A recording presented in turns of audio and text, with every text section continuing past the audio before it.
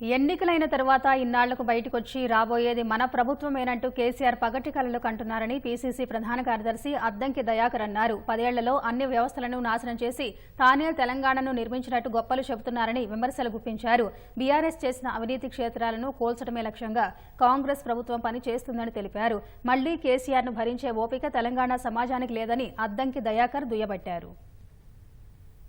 మళ్ళీ 4 నెలల తర్వాత కేసీఆర్ గారు స్పందిస్తూ పగటి కలల రూపాన్ని చెప్తున్నాడు.